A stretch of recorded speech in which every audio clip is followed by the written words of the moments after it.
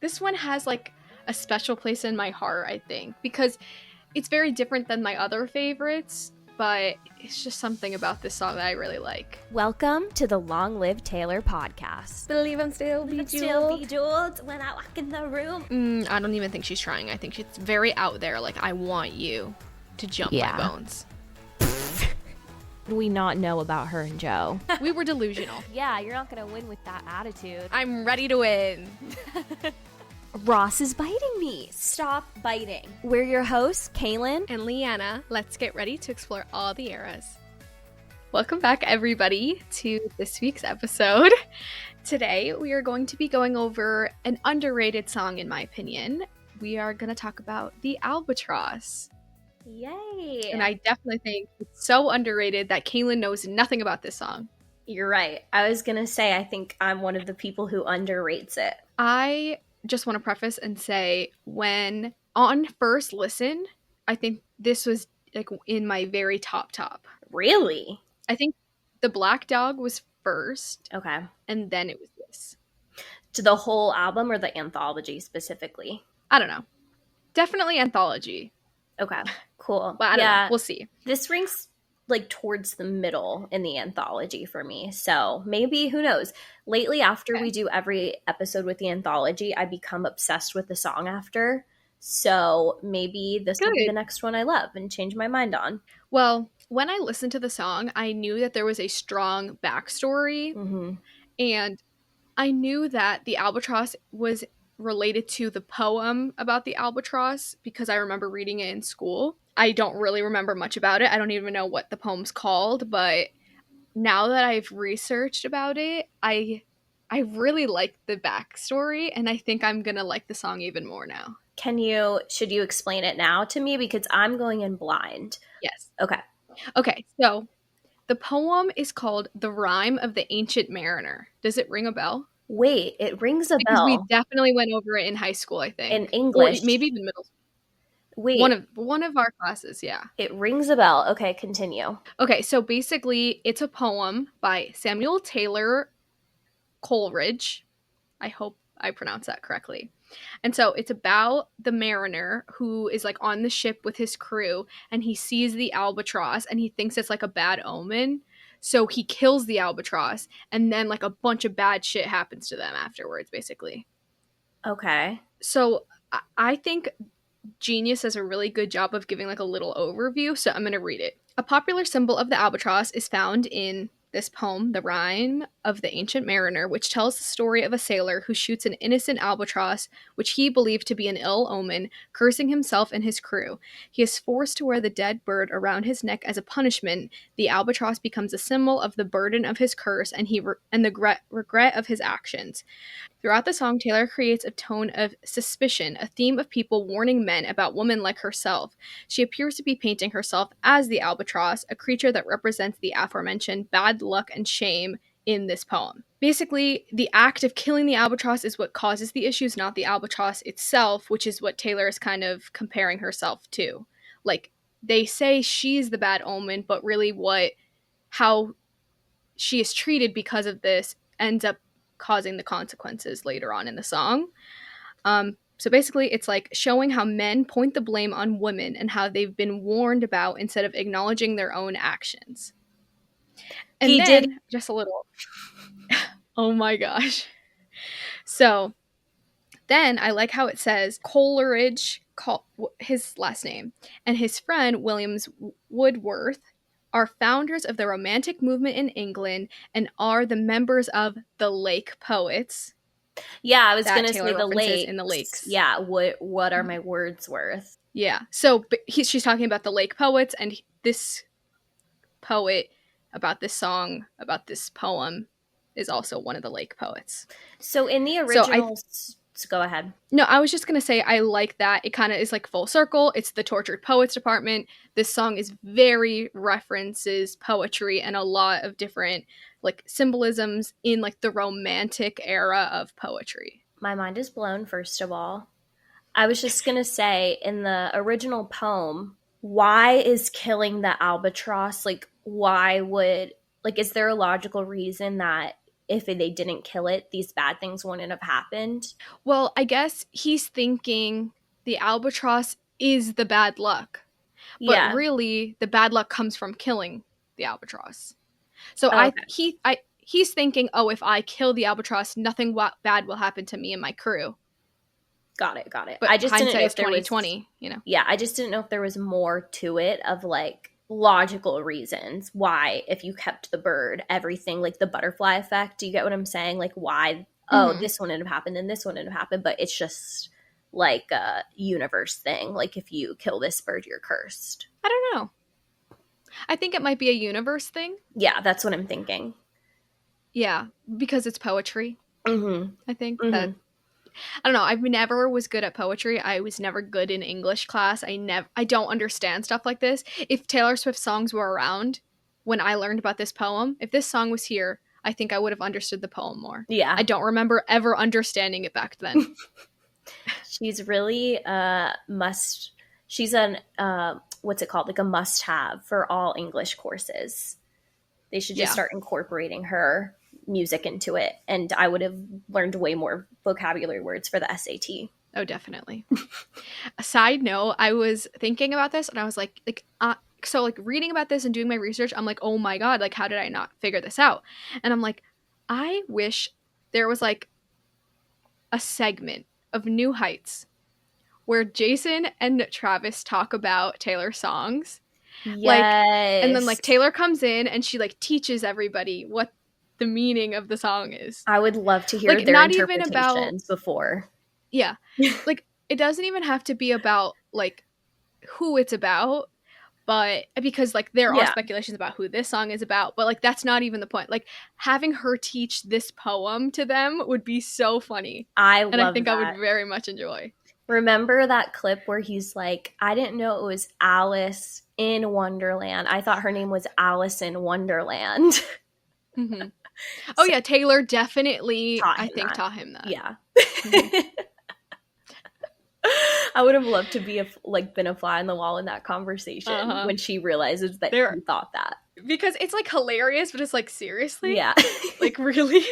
Even Jason was like, "What?" That's So funny. it is very funny. I love it. But oh, I just wanted to say that I'll give like a little background, and I have a picture I want to show as well. Okay. So, an albatross is a large seabird that spends its first 6 years without even touching the land, Wow. due to them being so well adapted to their oceanic existence. In a metaphorical sense, an albatross is usually referred to something that causes anxiety or guilt or that burdens and encumbers. And I saw this obviously like when when the album first came out, and I Mhm. felt like we had to include it. I'm like, maybe I'm gonna try my best. Maybe I'll like put it up. I don't know. Wait. Oh my gosh.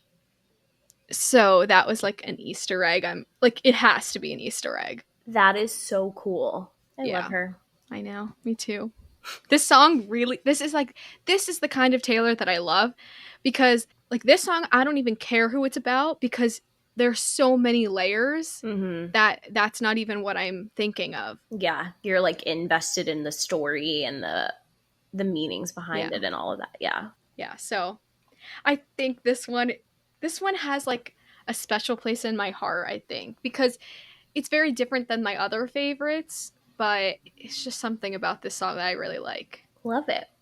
I really wish I collected all of the like special editions, because the bonus tracks are like my favorite tracks. Do they not have them anymore? Like they might. I'm sure I could probably find them somewhere. Yeah. Like I really considered, because the bolter is my favorite. I love that really now. really considered going to try to find the bolter somewhere because I really like it. So I have only the black dog because that's the one I chose I wanted, and I wasn't going to collect them all.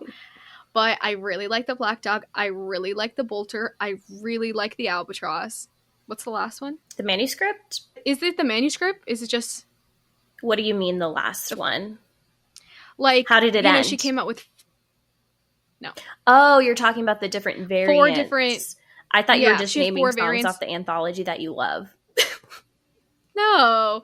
No, yeah, the 4 variants. The first one, maybe it was just the manuscript.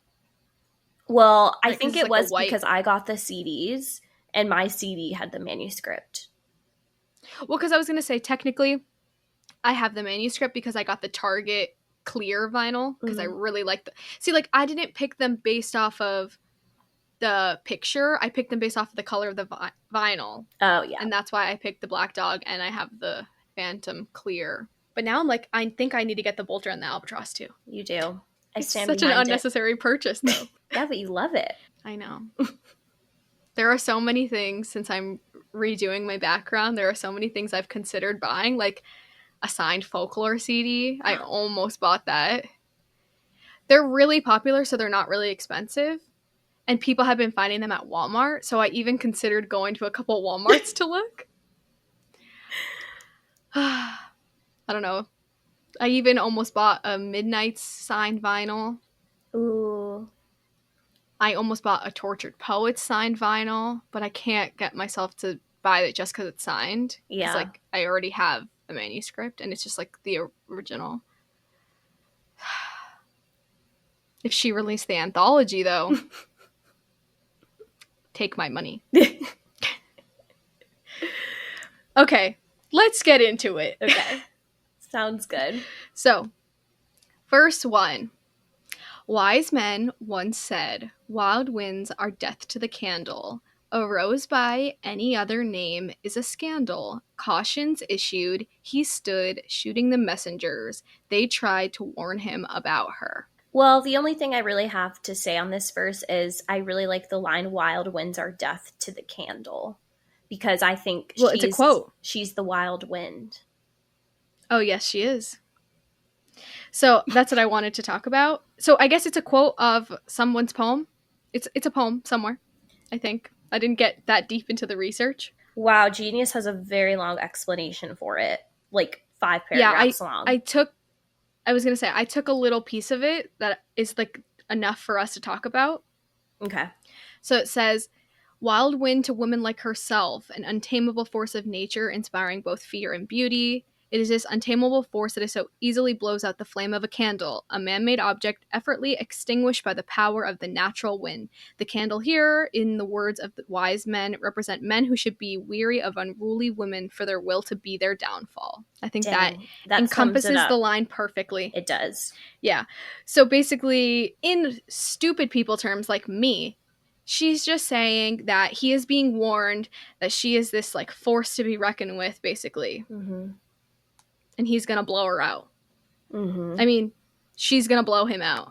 Oh god, that sounds terrible. Basically, she's saying like these wise men, which we will get to later, aren't very wise, but she's saying like these guys are like, hey, look out. Look out. And what I like is that their relationship like continued. Like it didn't matter what everyone says, no matter the warnings. Like they still went on. And I wanted to say like a rose by any other name is a scandal. So it's like even if you call this something else, like it's still going to turn out the same. It's like you can call a rose whatever, but it's still a rose, it still has thorns, it's still going to hurt you.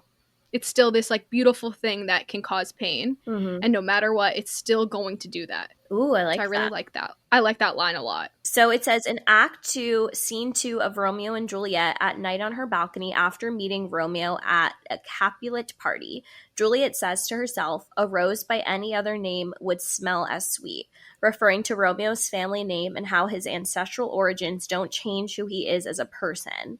Juliet still loves Romeo regardless of the family he comes from. Romeo overhears Juliet, surprising her by replying to her soliloquy. And then it says the lyric ultimately implies that both the name of something and referring to something by a different name cannot change how it is received. That's so cute that it's... Wait, so that line is basically from Romeo and Juliet. Another poem. Well, is it a poem? I guess technically no, but... It's a play, but... I feel like all of Shakespeare... he was a poet. Like, I was going to say soliloquy. Spoiler alert for next episode.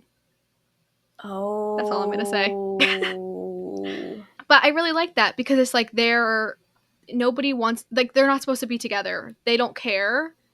And I think that kind of is like a spoiler alert. Like they're telling him not to be with her, but they end up together. That's good. And so, yeah, I think that this song is very like. Usually, I'm like, I don't understand these songs. They're too much. They're too like poetry. I'm not gonna get the concept because it's just like that. The metaphors just don't sit in my brain. But I think that one line just spoke to me. I like that. I think it's so interesting because I feel like in life, I'd consider like between us, I'd feel like, oh, I'm definitely more of a poetic person. Like you're more like logical. But in the Definitely. music, you gravitate towards these songs that are way more poetic. And I gravitate towards the ones that are just like simple, Taylor's life, plain. Like she just tells Yeah. you exactly what it is. It's interesting to me. Yeah, that is very weird that we're very opposite. Like our lives are opposite to the music that we gravitate towards. Yeah. Weird. I know. I was going to say like maybe that's why I like country music, but you're a country music fan as well. Yeah. Interesting. But I also think maybe how last time we talked about how our moods are determined like if we're in a bad mood, you're in a bad mood, you don't want to listen to a bad song. Like you want something to uplift you. No. And I'm more like so that's the thing. We talked about this last week, but then I was thinking about it more. Your face looks so funny. You look shocked. Well, because You're now like, I'm really confused because I think I confused myself. No, because you're right. This is what we talked about, but I was thinking about it. So if I'm sad, I will play a sad song. But I think what we were talking about, like if I'm sad, I'll play a sad song. If I'm angry, I'll play an angry song. But like what we were talking about with 2020, to me, it was like 2020, I wasn't just in a mood. Like the world kind of sucked. And I was hoping that this Taylor Swift album would be something to like bring me out of it, if that makes sense. But in general, like I am, like if I'm really depressed, I'm going to put on a sad song and cry even harder. But in 2020, I was just like, oh, Taylor's going to be my one escape. Because I felt like every day was kind of miserable. And I was like, oh, this will be my one escape to like do the opposite, if that makes sense. Okay, I see that. Well, because the reason I brought it up is because I was going to say maybe because I'm more logical, like there is like a part of me that wants to have that deeper meaning and feeling. Yes, that makes sense. Like I think because or like because you're logical. Oh wait, this actually makes sense.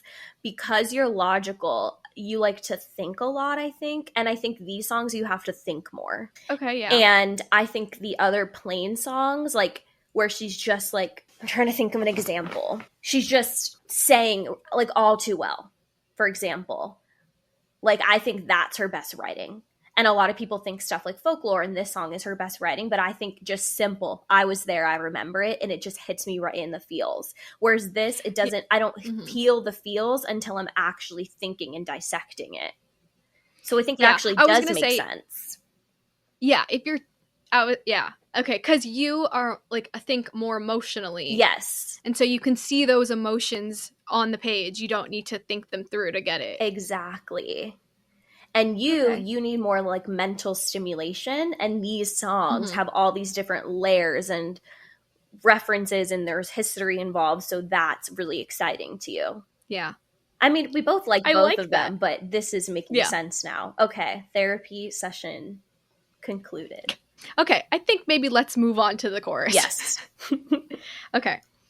Cross your thoughtless heart, only liquor anoints you. She's the albatross, she is here to destroy you. And I think this chorus, the chorus changes throughout, and I think this beginning one is like a good little like intro because it's like, it still is at that point where it's like, oh, the albatross is the bad thing that's happening, that's coming, that's going to cause issues. And then obviously she references like religion here with like crossing your thoughtless heart. It's supposed to be like, you know, like cross my heart, hope to die. And then liquor anoints you. It's supposed to be holy water, but she's using liquor in place of that, which is crazy to me because I'm like, another alcohol reference. Why do you think she uses this reference?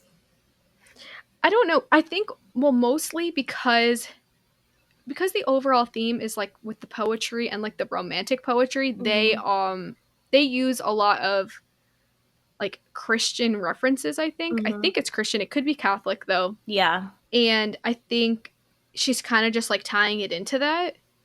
What does Genius say?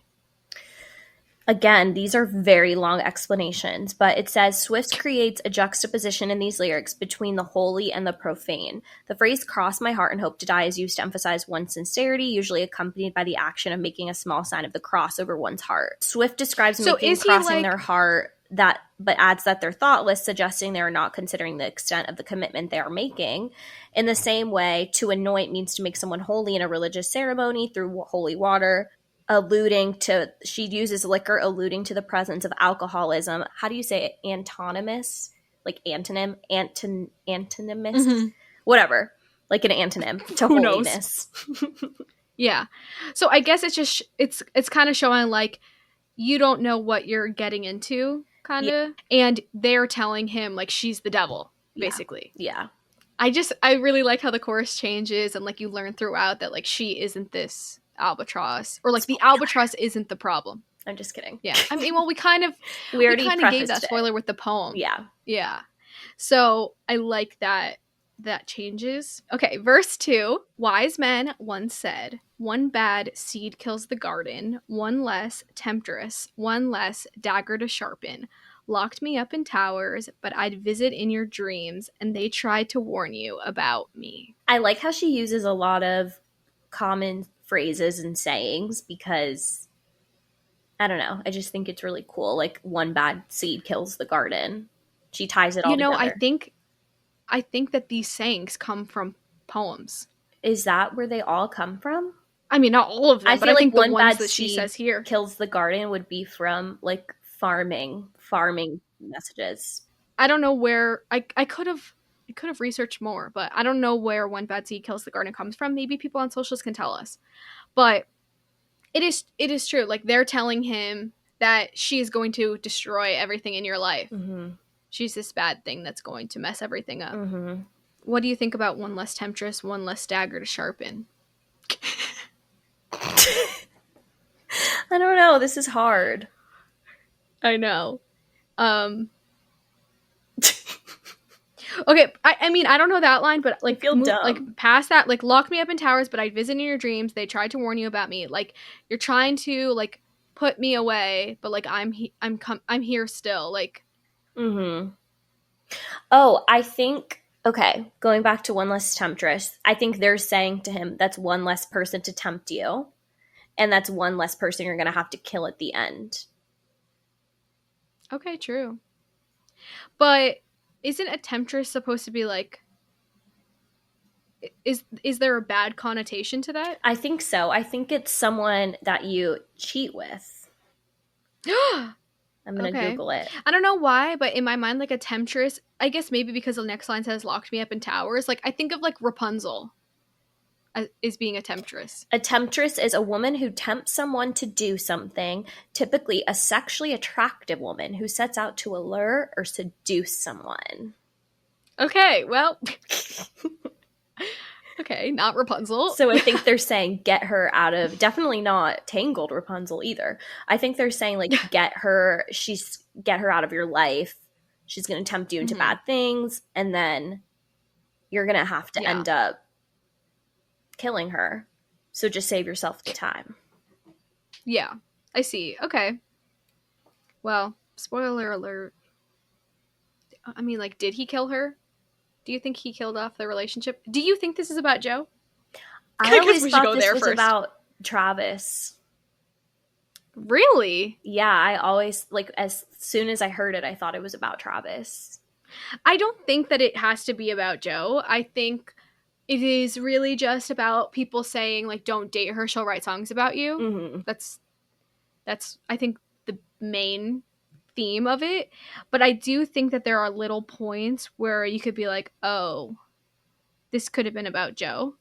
Yeah, I think it could be so many people. I think I was just connecting it to Travis because she obviously was dating him when this came out, and I feel like what was at the front of my mind was all the people complaining about her like ruining the football games and saying she's gonna destroy his career, and he's not gonna be, even people are saying it Yeah. now, like he's not focused as much on his career because of Taylor. Like that's what my mind was making the connection to, which I think fits. Yeah, I just think that once we get to the bridge, I think that's really where it kind of makes me think of Joe. Yeah, I know, honestly never did I like dove deep into these lyrics. I just got the overall message of the song, which was people were saying don't be together, and they end up together. So that's why in my mind it was him, but I could definitely end up changing my mind as we dive in more. Yeah, I don't think it has to be just about one person. Yeah. Like I said, like when I think of this song, I don't really Even, that's not really where I go to. yeah. I guess as I read some of the lyrics, I'm like, oh, I wonder if it's in reference to this. Mm-hmm. I guess. Mm-hmm. Like locked me up in towers, like she's hidden in this world, like Mm-hmm. she went into hiding. I'm like, is that related? Like who knows? Oh, yeah. Definitely could be. Yeah. Yeah, and it makes sense. So I'm not even sure. I think it makes sense even zooming out, tying this to Cassandra. I feel like Cassandra, Oh yeah. she's like, I tried to warn you, do you believe me now? And this is kind of a similar thing where they're saying they want to kill her, but killing her would actually unleash the bad luck. Unleash the bad luck. Yeah. Whereas in Cassandra, she's like, you guys tried to kill me for this, and look, if you would have listened to me, you would have believed all of these things were going to happen with these people that I'm saying were not great. Does that make sense? Yeah. Well, especially because I think in the lore, or like, I guess it's not really lore, it is like Greek mythology of Cassandra, they do kill her, I think. Right? So maybe we should have done Cassandra with this song. I feel like they're very heavily connected, honestly. Yeah. Because even though Locked Me Up in Towers, it's like, to your point of when she was in hiding, I think Cassandra is about that time too. And looking back on it now, and her being like, I went through all this and I was right all along. Yeah. She definitely wrote Cassandra when all of that Kanye stuff came out, when that whole video came out of their phone call, and everyone was like, Taylor was right. Is she going to speak? And she never spoke, but I think she wrote Cassandra during that That's time. her speaking. Yeah. Mm-hmm. Yeah. Yeah, I think that this could definitely cross over to that. Mm-hmm. I think they kind of have the same vibe, too. I do. Mm-hmm. Like, I'm thinking, like, Old English. Mm-hmm. Exactly. I guess maybe that's also why I'm thinking Joe. Yeah. I'm thinking, like, London. Yeah. Mm-hmm. Okay. London boy. Chorus. Okay. So, the next chorus changes. Cross your thoughtless heart, only liquor anoints you. She's the albatross, she is here to destroy you. Devils that you know, raise worse hell than a stranger. She's the death you chose, you're in terrible danger. I love the line, devils that you know raise worse hell than a stranger. And I wasn't, is that a common saying? Because Genius says that this is actually a play on a different common saying. Genius says that this is a play on the common idiom, better the devil you know than the devil you don't.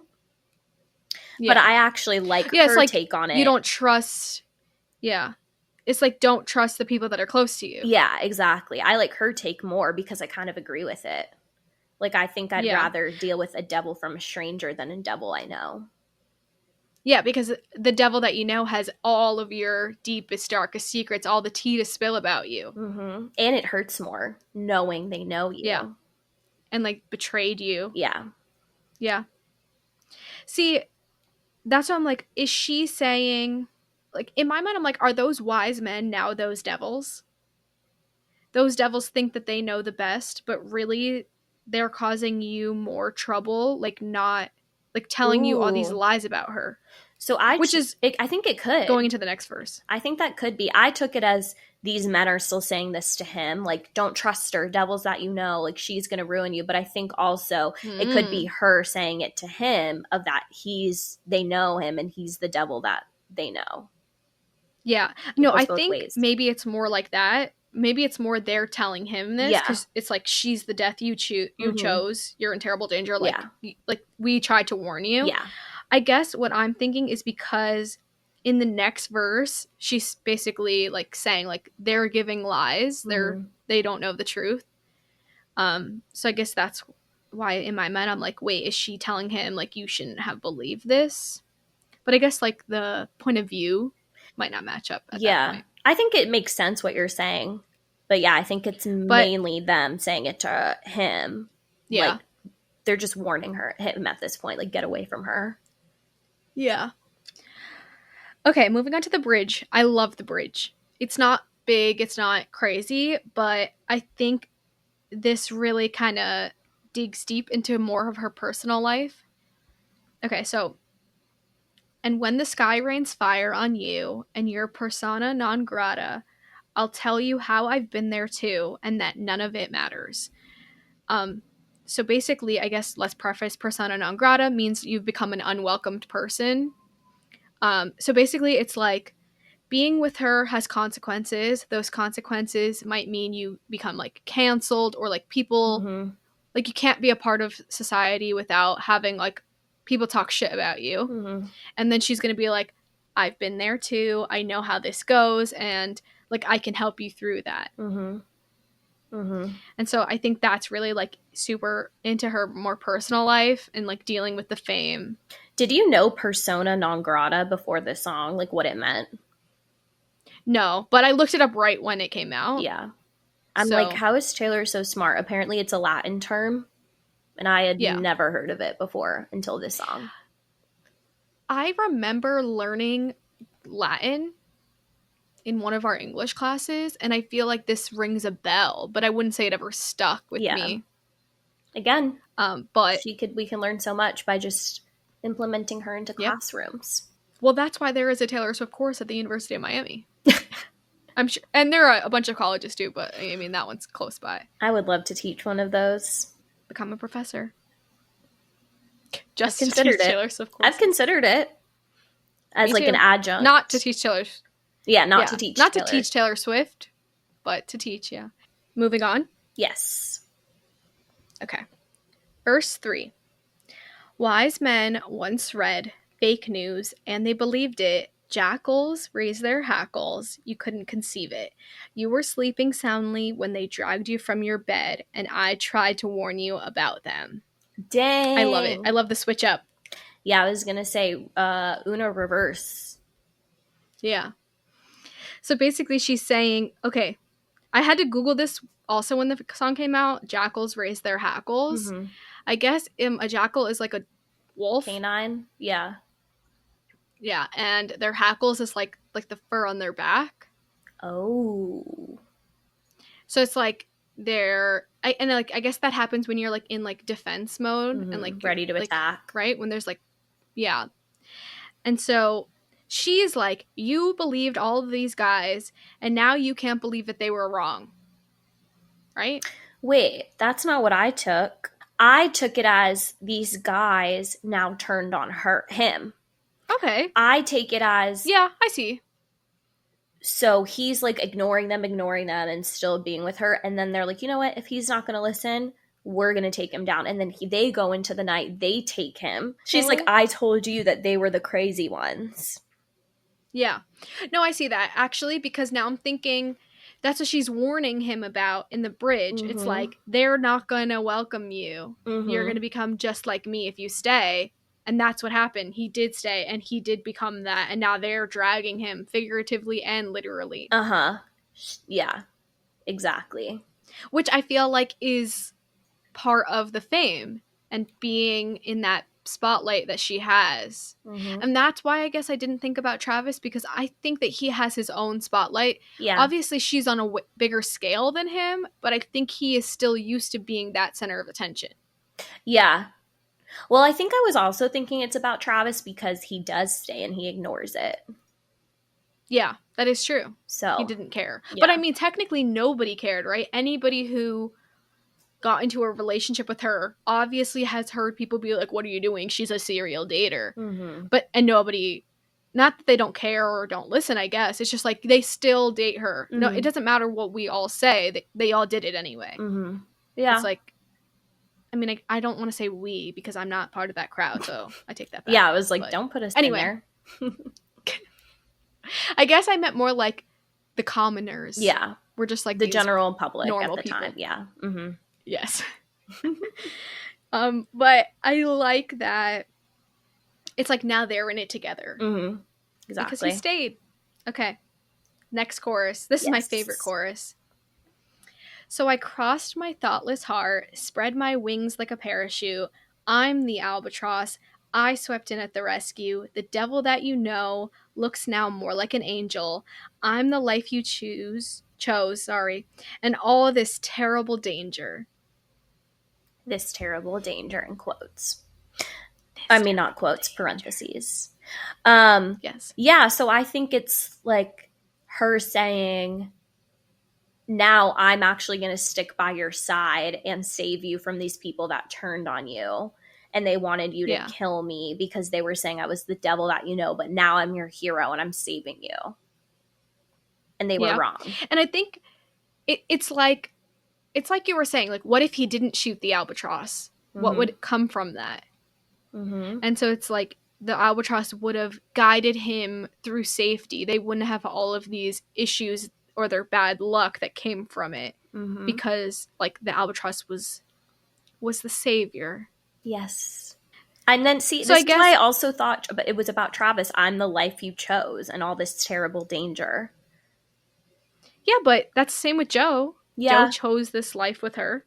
That's true. I think anybody who dated her chose this life with her. That's why I do think it could be multiple. It's like it's not about just like one person or one relationship. I agree, but I think when I'm thinking about it with Joe, it seems like he left kind of looking at her a little bit like I feel like the narrative, at least, we obviously don't know anything, seems that he looks at her like with a little bit of resentment. But this gives me more of a positive, like, ooh, you actually love this being with me.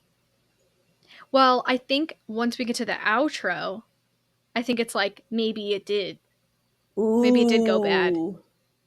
Because, okay, so in the outro, she says, so cross your thoughtless heart. She's the albatross. She is here to destroy you.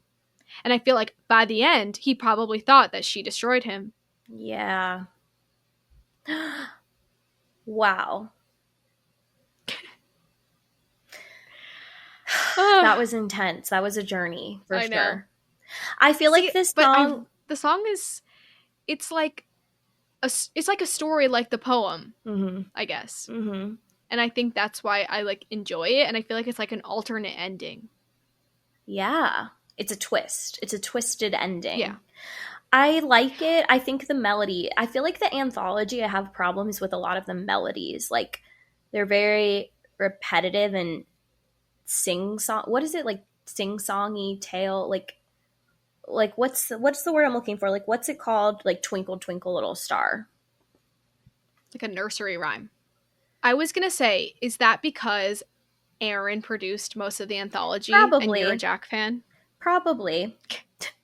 Like lullaby, Well, like very. Okay. Albatross. Okay, that was so off key, but da da da da da, like very repetitive and very lullaby, which I don't love. And I feel like the prophecy, that was one of my problems with it. I hate it here. I look in people's windows, da da da da da da da, like very like that. So it takes me a minute to warm up to the lullaby melody. Okay, I see that. I understand. But I wanted to say that the post I just posted is from our episode about the manuscript and how we compared the anthology versus regular Torture Poets Department. Mm-hmm. And a lot of people were saying the reason I might prefer the anthology is because Aaron did most of the songs on the anthology. Mm-hmm. And I prefer Aaron's production, which is probably true because I really like Folklore and Evermore. Mm-hmm. It's not that I don't like Jack's production. It's not that comparing the production of both, I see no difference. I am not musically inclined enough to understand. I think it's just the vibe Jack has is more of that synth that I don't care for as much as like the folky, more country style that was on Folklore and Evermore that Aaron did. Yeah. So I don't think it's really Jack versus Aaron. I think it's just the vibes that come with them. Yeah, for sure. And they're both great producers. There's something about the way Jack Antonoff produces songs that really feels like a drug in my brain. Like even his band Bleachers, I love how they're produced. Like I listen to them on repeat and my brain is so happy. So, yeah, I think think so. I think it's also something to do with like pop. I think that's the whole point of pop is to be like a drug, an addiction. Like you need to keep listening, and that's how a lot of pop songs are written as well, to be super catchy and they get stuck in your ear. You listen more, that's a whole cycle. And I think he does a really good job with that. Yeah, I agree. Cool. Okay, are you ready to drop everything now? I hope so. So me and Skylar, my sister, went on a 10-hour road trip in what's the way? Wait, it took you 10 hours there and back, or like 10 hours 10 hours there, 10 hours 10 back. hours back? And You're crazy. I drove on a Friday to Wilmington, North Carolina, got there on Saturday, drove back on Sunday. So you're psychotic. In that time frame, all of this for One Tree Hill, by the way. In that time frame, I listened to Taylor Swift's entire discography. So I hope that I got a little bit better for this game in preparation. You're psychotic. Was it really that expensive to fly? It was like $550 round trip. Okay. Gas combined, me and Skylar split it. It was like $100 each. Not bad. I know. I'm like, that saved me a lot of money. Mm-hmm. So. I know you had sister bonding time. Yeah. And I drove it all. Skylar doesn't drive the highways or in other states. So I just drove. On the way there, it was not bad at all. The way back, there was a lot more stop and go traffic. So that was really annoying. But anyway, I was going to say. Oh, okay. Well, I was just going to say quickly, I think that usually, like, on the way there feels like forever because you're like, I want to be there, I want to be there, I want to be there. But no, I think it was not forever because I was excited to be there. And then coming back, I'm like, oh, I'm coming back. Great. Yeah, I guess. It was really fun, though. I loved Wilmington. But I was thinking about moving really there. Fun. But I don't know if I would actually move there after going there. It was very, like, either college-y or old people. Like, I don't know. It was cool, but then I came back to Nashville and I was like, oh, Nashville's definitely, I would rank Nashville above it, honestly. I think Nashville is very much your vibe. Yeah. Okay, I'm ready. Okay, you ready? Yeah. Who's going first? I'll play for you. I'm so freaking nervous. Okay, wait, let me turn you up. Okay, I'm going to have to turn you up. We do not want to have another prophecy debacle. Karma. Yes. You got to figure out your Spotify situation. I know. I was listening to so many songs on the way there that I was like, Leanna wouldn't know this, I bet, if I played it. Like, yes, I would. I mean, I was like, I should play this for her and see what happens, but... Well, remember we were supposed to make a playlist. That's what I was thinking about. I was like, I would add this, but we never did. Maybe when we do our little in-person episode, yeah, we'll do something. Okay, here we go. I love Daylight. Yes, I didn't know it started like that. Cruel as the 22. Yes. Out of the Woods. Can you believe that's 1 second? I think Apple and Spotify are very different. I think so too. Now that we don't talk. Yes. I won't get that wrong ever again. That's when. Yes. 'Cause baby, Bad Blood. Yeah. Ready for it. Yes. Didn't have it in myself to go with grace. My Tears Ricochet. Yeah. We good to go? Everything has changed. Yes.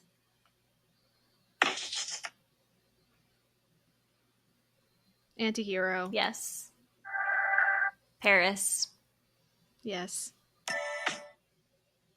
Slut. Yeah. There's no way. I know did it. you even Yeah, hear I know anything? it. I know what it is. Okay.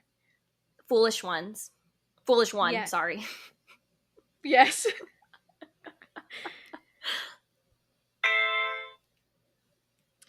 Dude, look what you made me do. Yeah. New Year's Day. Yes. It's hard. I barely gave you anything. I know. I barely heard anything. Okay, I'll play it again. You're so cruel. I'll play it again. I gave you more that time. I'm not going to get it. I'm not going to get it because in my mind I hear Mirror Ball, but I know it's not Mirror Ball. I think it's off of Torture Poets. I'll play one more second. That's one more second. You're at 2 seconds now. That's the same thing. Okay, I'll play one more. Oh, I got it. What? It's Who's Afraid of Little Old Me. Yes. I feel like that's so cheating. I feel really bad I got it right. I feel like I should lose. No, you are losing. I had to play 3 seconds. Yeah, but I play almost 3 seconds every time. That's because everyone was roasting you on Instagram saying you barely gave me time. I know, and now it's not fair because you don't give me time. I can't believe that. I should have thought harder. But I knew that I wasn't going to get it because, you know, like once you have something stuck in your mind and you can't think of anything else. Yeah. So all of a sudden Mirror Ball's there, but I know it's not the right like key or whatever. Yeah. It's not the right sound, but it's like similar. And I'm like, just get out of my brain to make room for everything else. Yeah. Yay, I won! I'm really so mad.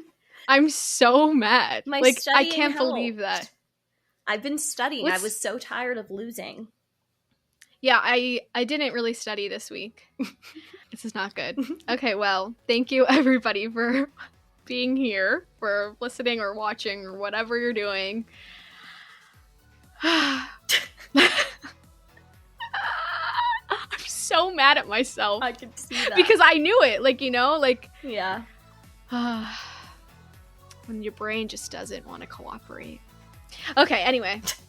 Back to the ending. If you enjoyed, please rate, review, subscribe, whatever you would like to do. Follow us on social media at Long Live Taylor Pod. That's Instagram and TikTok and Threads. If you have any questions, comments, concerns, requests, if you want to be a guest, email us at longlivetaylorpod@gmail.com. And we'll see you next week. Bye. Bye.